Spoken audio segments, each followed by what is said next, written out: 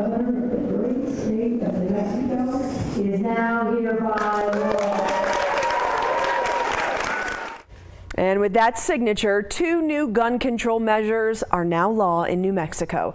Governor Lujan Grisham gathered state and city leaders at West Mesa High School this afternoon to sign several bills aimed at making New Mexico a safer state. Griffin Rushton is here to walk us through the 4 new laws you need to know about. Griffin. Yeah, I mean, gun violence and pretrial detention. Those are the 2 big areas state lawmakers and the governor are hoping to make improvements with these 4 new laws. They were some of the most hotly debated proposals during the legislative session, but they're ones Democrat leaders believe will make a difference. Let's start with these 2 new gun control laws. The governor signed a bill today banning guns at polling places statewide. That includes on Election Day and during early voting periods. Guns are prohibited within 100 feet of the main entrance, but there are exceptions for concealed carry holders, law enforcement, and people who leave those guns in their car. The governor also signed a mandatory 7-day waiting period for all firearm sales into law. From the beginning, supporters say this is meant to be a cooling off period, allowing for federally required background checks to be completed and preventing spur-of-the-moment tragedies. In our state, too many people who feel like they're at the end of their rope and just need a little more time to reach out for help don't. And when you get a firearm readily and easily, we have far too many people of all ages who take their own lives, and we can do something about that. And so in New Mexico, by golly, we have.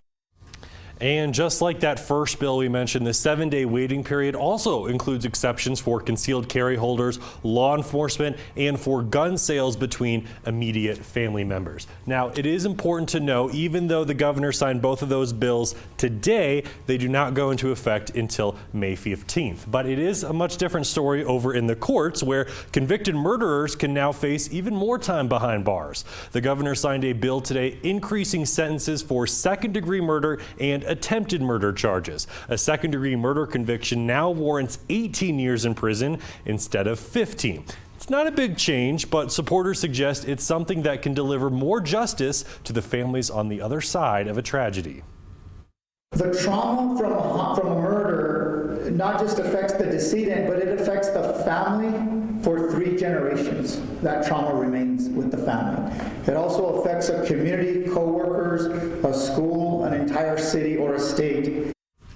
The governor also signed a bill today closing the so-called revolving door for career criminals. From now on, anyone who is arrested for a felony while on pretrial release, that's when they're not allowed to commit any crimes, will automatically be held in jail until they can see the first judge again.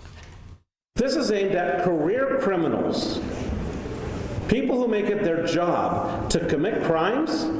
They need to be unemployed. It is going to make a direct impact on how safe our streets are going to be in Albuquerque.